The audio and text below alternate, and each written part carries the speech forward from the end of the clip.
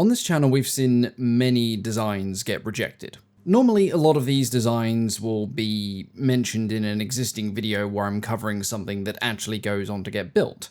And sometimes you get the occasional design that's interesting enough to warrant its own video as a sort of paper plane overview. A good example of that would be the Supermarine 327, the twin Spitfire that I did a video on a couple of years back. But on the whole, most rejected designs are a footnote in a larger video discussing something that is successful. And that is for the simple reason that usually a rejection of a design is the end of that design's story. However, there are some fun exceptions to this rule. For example, the short Singapore flying boat was rejected multiple times, and it still, eventually, went into production, and it even enjoyed a relatively long, albeit quiet, service life. The short Singapore is interesting not because of its service life, or any particular event, although it does feature in a couple of interesting events. It's interesting because of how it came to even exist in the first place. The main reason of which, as we will soon see, is the Short brothers simply not taking no for an answer. Hello and welcome back. I am Christoper Emerson. I like to talk about planes a lot, and today we are looking at the short Singapore. And unfortunately, my camera isn't up and running today, so you're just going to have to deal with my voice coming to you from the ether. The story of the Singapore begins way back in 1924. By this point, the Short brothers had already been an established aircraft manufacturer for about a decade, and they had developed a knack for building float planes and, now, flying boats. That year, they received two closely related requests. The first one came from a bloke down in Sydney, Australia by the name of Labius Horden. He wanted a lightweight, metal-hulled seaplane, and this would lead to the Short Cockle, which is a vaguely adorable flying machine. And not long after this, the Short brothers also received a request from the British Air Ministry, who wanted two updated, modernised hull designs to choose from so that they could be applied to an existing production batch of Felixstowe F5 flying boats. Now, as the Short brothers were already in the process of designing and building a metal hull seaplane for Horden, they suggested using a duralumin hull design for the Air Ministry. The guy specifically pushing for this was Oswald Short. He'd been influenced by a couple of things. He'd recently returned from a trip to the United States where he'd seen duralumin being used in aircraft construction, along with hearing about the use of duralumin in aircraft construction on the continent, particularly in Germany. But more importantly, his desire to use a metal hull was being reinforced by the lessons learned from building Short brothers' own flying boat, the Cromarty, and licensed building production versions of the Felixstowe F3 and F5. The main issue that they were facing with these wooden hulls was something that was called soakage weight. Now, this is a term that's normally applied to ships and watercraft. After being moored in the water for some time, water will begin to soak into the wooden hull, and this will increase the unloaded weight of the vessel. This is, of course, less of an issue for wooden ships, which are just operating on the water itself, but it's going to be much more problematic for a flying boat, where this weight penalty is going to be much more harshly felt. You also have the additional problems that wooden hulls are also quite susceptible to fire, which is not ideal on a ship and very not ideal on a flying machine, and they are also susceptible to things like rot. Unfortunately, Oswald Short was making this proposal in early 1920s post-World War Britain, which is currently in the grip of vast austerity measures. This had a decided impact on Air Ministry thinking, and the Air Ministry was highly skeptical of the concept of a metal flying boat being feasible. This might seem a little bit odd for us, as at the time there were already some tentative moves towards the use of metal in aircraft, albeit reluctantly and only in aircraft framing, and of course, metal-hulled ships had been around for decades, so it wasn't a case of the hulls themselves being difficult to produce. Although the Short brothers insisted on a metal hull design, the Air Ministry resisted. Basically, the Air Ministry had no faith that the Short brothers could do it. They didn't think that they could build a hull that was light enough, strong enough, and most importantly, watertight enough. Riveting metal hulls for ships was fine, but it was thought to be far too difficult to do on a much lighter and thinner hull that would be required for a flying boat. As a result, the Air Ministry rejected the Short brothers' proposal, and they went with a wooden hull design that was being developed by S.E. Saunders. Now, for any other plane, by most other design companies, that would probably have been the end of it. But Oswald Short was unmoved, and he knew that metal hulls would be superior, and as a result, he harassed the Air Ministry with the persistence of a wasp at a summer's picnic. You know, the kind where you forget to put the lid on the jam jar and they just swarm all around you and there's children screaming. This persistency paid off, and the Air Ministry eventually caved and awarded a contract for them to develop this hull. Sort of. It had a very heavy stipulation that the full £10,000 payment for the contract would be forfeit if the hull proved to not be watertight at all. If there was one single leak, the entire project would have to be funded by the Short brothers. For a relatively small aircraft manufacturer recovering in the post-war years, this was a big financial risk. But Oswald was confident of success, and so construction on this initial design began. Unfortunately, there aren't a lot of surviving photos of this, so if the next few minutes feel a bit like a glorified slideshow, I do apologize in advance. What Short brothers ended up building was essentially a metal-hulled version of their first flying boat, the Short Cromartie, which itself was based on the Felixstowe F5. It received the designation of Short S2, and this followed a resetting of the Short designation structure, which had started with the Short Cockle, which was known as the S1. The S1 and the S2 were constructed at the same time, but as it was smaller, the S1 was finished first, and this was fortuitous, as the lessons learned from its construction and early testing could be directly applied to the S2 design before its construction was completed. This was done by the end of 1924, and it made its maiden flight on the 5th of January 1925 with test pilot John Parker at the controls. The early test flights revealed two things. One, that it was a little bit nose-heavy, but that could be rectified. And two, and far more importantly, it had superior water handling performance than the wooden-hulled Felixstowe F5. Following this, it was then transferred to the Marine Experimental Establishment on the 14th of March, where it would undergo extensive trials to test the hull. Or, in other words, the Air Ministry was going to do their level best to break the thing so that they wouldn't have to pay for it. Over the following months, the Short S2 was put through a lot of traumatic experiences. It had to endure numerous long flights over open sea, including the North Sea in horrific weather. It was moored on the Orwell continuously, except if a serious gale was expected, and it was even then put into a deliberate stall at 30 feet altitude above the English Channel to test how the hull would absorb the impact from a particularly harsh landing. Despite all of these efforts though, the S2 did not sink, break, or even leak. In fact, the hull was found to be so robust that the hull flutes in the design, which were meant to increase its strength, were found to be completely unnecessary. This meant that future hull designs would do away with them, they would have cleaner lines and would therefore produce less drag when travelling on the water. Finally, after being subjected to a full year of extensive testing, the Short S2 went through a thorough inspection where it was found to have no serious corrosion in the hull and no leaks. The main wear and tear that was found on the aircraft was simply from the crews climbing in and out and scuffing the side of the hulls as they were climbing in. It had far less wear than a wooden hull would have experienced in the same time frame performing the same actions, if it even survived them in the first place. The duralumin hull had been proven. Metal hull flying boats could be made to work, and Oswald Short's gamble had paid off. And in return, the Air Ministry would indeed award contracts for metal-hulled flying boats, but none would be going to Short brothers. When the Royal Air Force needed a new reconnaissance flying boat, the Air Ministry placed an order for 6 metal-hulled version of the Supermarine Southampton. It also placed a contract for a metal-hulled version of the English Electric P5 Kingston. Now, this latter order was particularly painful for Short brothers, as the Kingston used a new fluted hull design which directly infringed on a Short brothers patent, but the Short brothers lacked the funds to challenge this in any courts. The Short brothers had been asked to tender a proposal for an improved S2 for this specification, and this was submitted as the Short Singapore. It was essentially an improved all-metal version of the Cromartie and took advances from lessons that were learned with the testing of the S2 over the previous 18 months.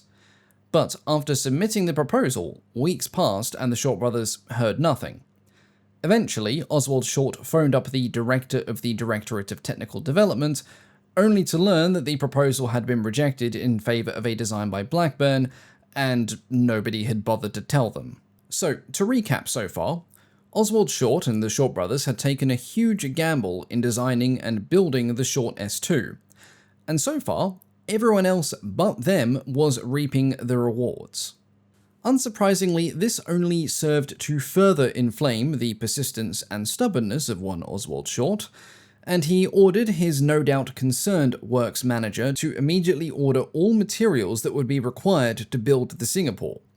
He then telephoned Sir Geoffrey Salmond of the Air Council and told him that he would be building the aircraft as a private venture, at a cost of £20,000, to prove that their designs were worth consideration, even if it bankrupted them in the process. Either impressed by this declaration, or realising that giving in would be the only way to shut Oswald up, Salmond agreed to visit the Short brothers and review the design. To his credit, he was impressed enough by it that he wanted to order a prototype, but there were no funds left in the budget for 1924 to do this. So they went with a compromise. The Air Ministry would pay the sum of £20,000 of development over the course of 2 years. Short brothers had enough to get the ball rolling for the meantime, and so the project was once again back on track. Although it took inspiration from the earlier designs, especially the Cromartie, the Singapore would have a new hull design, and a new hull design meant that the Short brothers would have to do more water testing.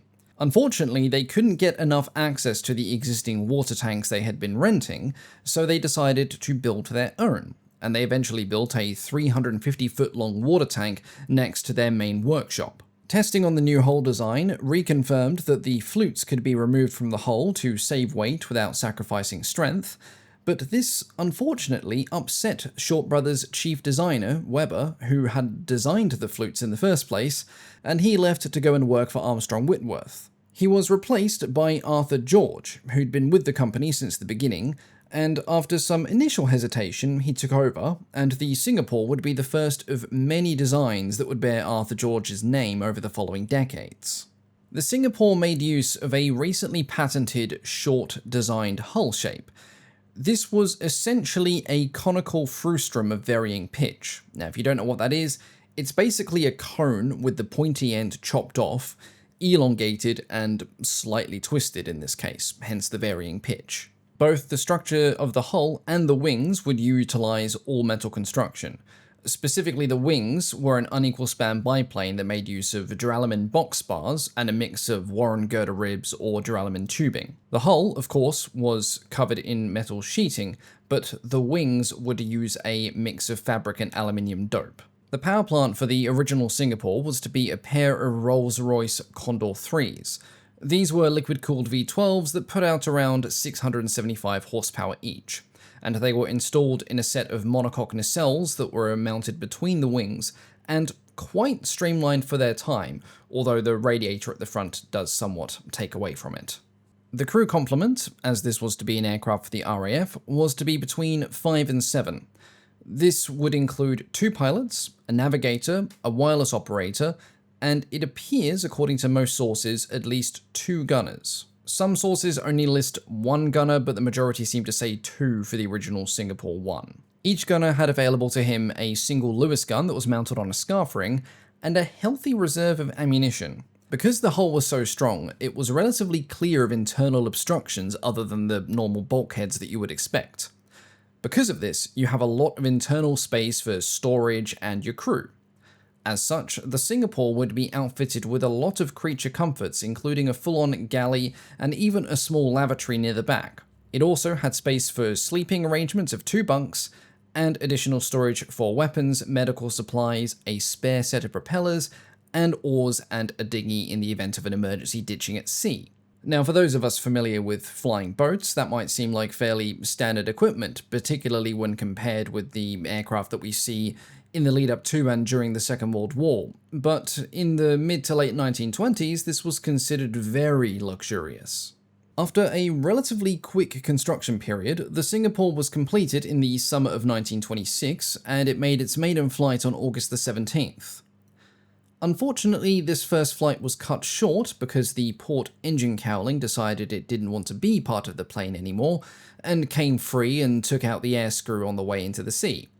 This forced a rather hasty landing, but thankfully nobody was hurt. The next flight went better, but did reveal some minor hull issues, and so the aircraft went back for some minor modifications in the workshop, with testing not resuming until the middle of October. However, these tests were far more successful. In the first flight, it reached an altitude of 10,000 feet and achieved a speed of around 103 knots. Later tests would reveal a top speed of 126 miles an hour, a service ceiling of 15,500 feet, and a relatively impressive range for the time at least of 900 miles. Following the manufacturer's flight testing, it was then transferred over to the Marine Aircraft Experimental Establishment for its full-on service trials. These were a bit more intensive, and they did reveal an insufficient rudder, which meant that if the aircraft was flying with just one engine out, it could hold altitude, but it would not hold a straight course. It would just slowly fly in a gradual circle, which is not ideal. As a result, the rudder was upgraded, and it was also equipped with higher power Rolls-Royce Condor engines. These were the Condor Mark IIIAs, and they also drove a new 4-blade propeller, which helped improve its overall takeoff performance in getting off the water. Following its official service trials, the Singapore then took part in its ultimate test, which was a cruise of Baltic seaports. This was done alongside 3 other aircraft, the Blackburn Iris II, the Saunders Valkyrie, and the Supermarine Southampton. This was essentially an endurance test to help the Air Ministry decide on which of these flying boats it should select as the standard for RAF reconnaissance flights moving forward. Unfortunately, the Singapore did get off to something of a false start due to an engine fault, but it caught up with the tour the following day. The tour quickly took its toll though. The Southampton broke down at Danzig, and the Saunders Valkyrie suffered an engine failure and had to be ingloriously towed into Königsberg. Both would return to flight, but both were then wrecked attempting to take off in rough seas. The Blackburn Iris and the Short Singapore both completed their 5,000-mile journey without any further incidents. Interestingly enough, it was the 2 planes that had wooden hulls that failed to complete this, and the 2 that survived had metal hulls.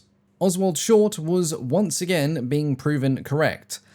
And would you believe it, once again he was being rejected too, because the Air Ministry placed an order for the Blackburn Iris instead. And once again, the Short's project was without any official support. The Singapore prototype then remained at Felixstowe for about a year, where it performed routine duties, but there was no interest in putting it into production from the Air Ministry or anyone else. It did, however, get some final moments in the sun, and I mean this literally as well. It was noticed by Sir Allan Cobham, who was a pioneering and very adventuring aviator. He'd been planning to do a round-the-world record-setting flight, and he decided that the Short Singapore would be the perfect aircraft to do it because of its rugged construction.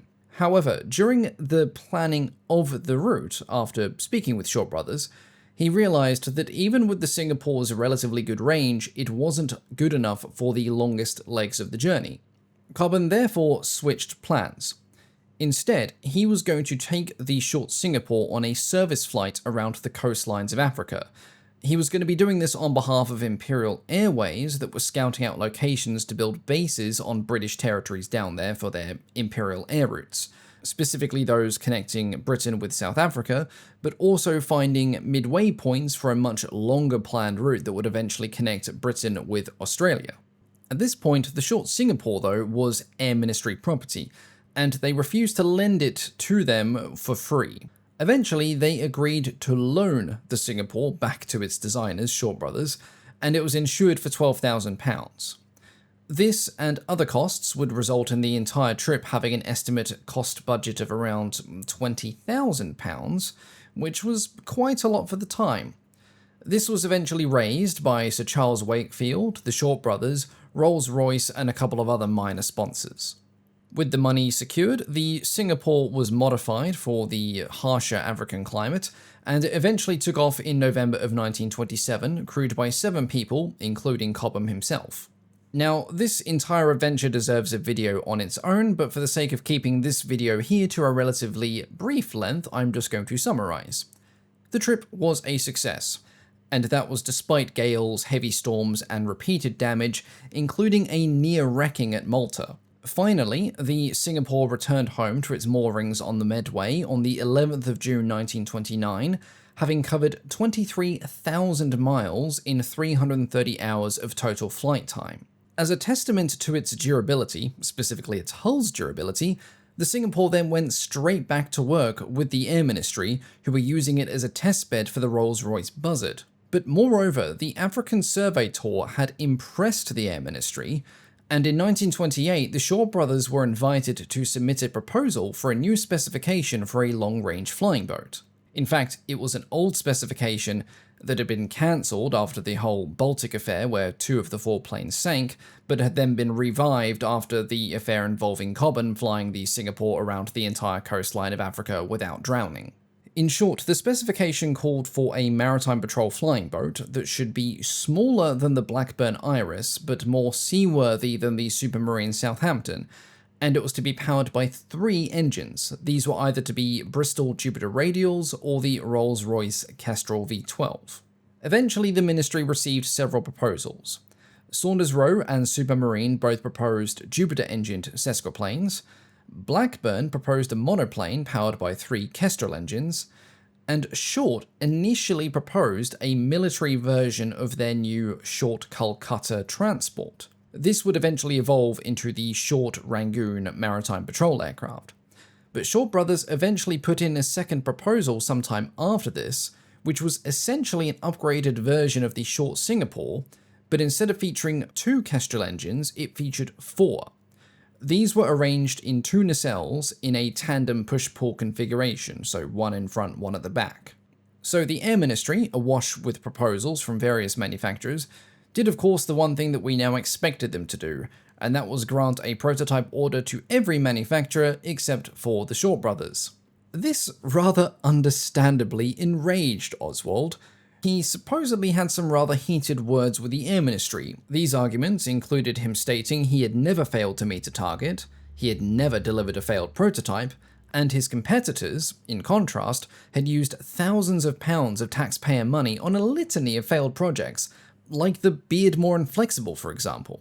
Once again, the nagging was convincing, and a contract was finally awarded for a 4-engine prototype, which became known as the Short Singapore Mark II. The crew and armament were essentially unchanged from the Singapore Mark I, but the Singapore Mark II did have some differences.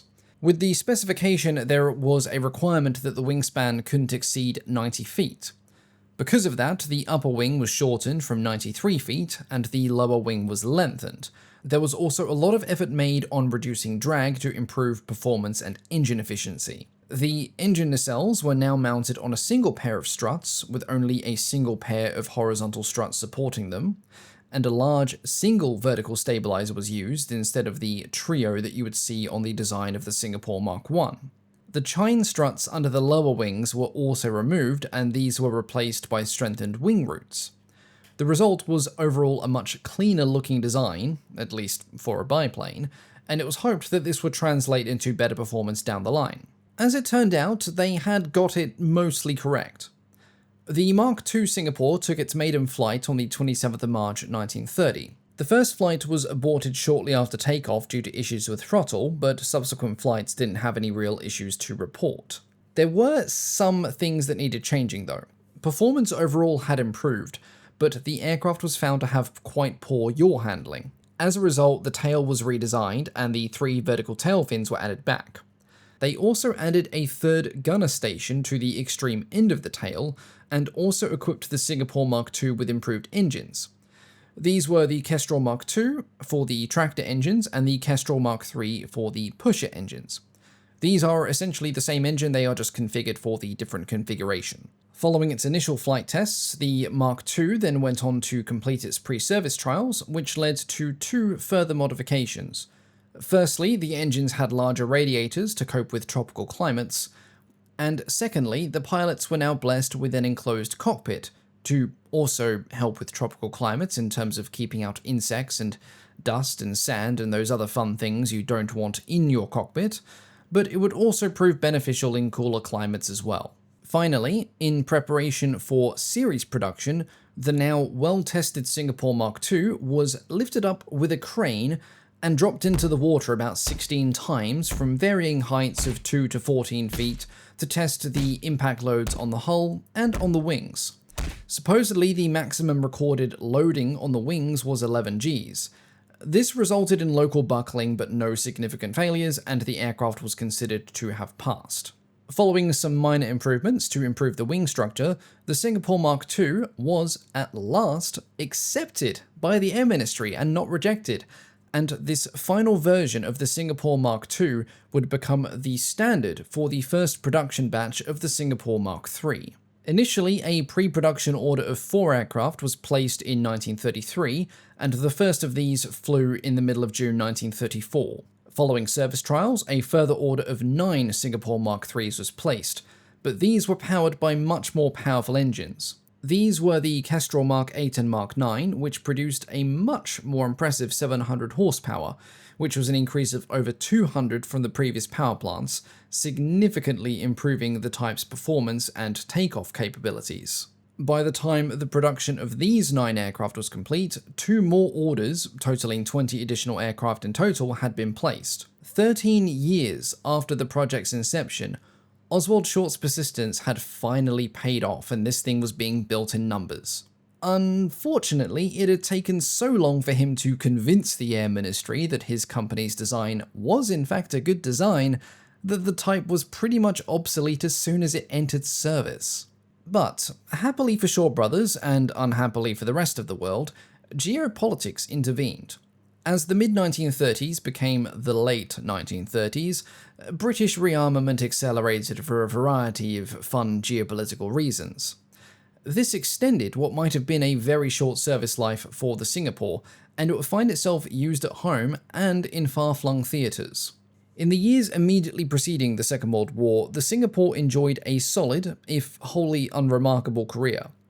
The first 4 pre-production aircraft were used for operational training and armament trials, including some experimental weapon testing, but there isn't much information documented on that and no photos. The first operational production Short Singapore was put through its paces when it joined No. 210 Squadron for a 20,000-mile tour starting from, ironically, Singapore and ending in Cairo.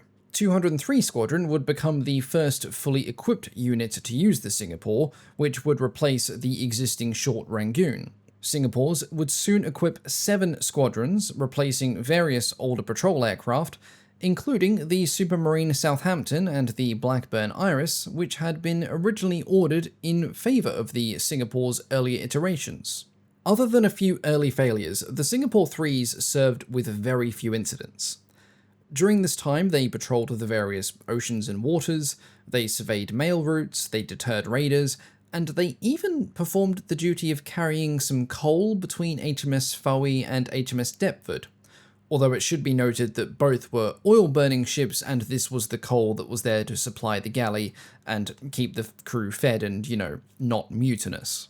The Singapores saw a remarkable amount of service in the brief period that they were operating in the interwar years, but they would barely see any service during the Second World War itself, as all RAF aircraft at least had been retired by October of 1941.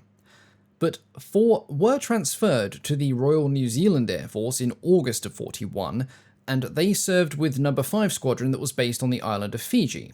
They'd initially been assigned as a unit to deter German commerce raiding in the area, but once Japan entered the war, they were thrown right into the thick of it.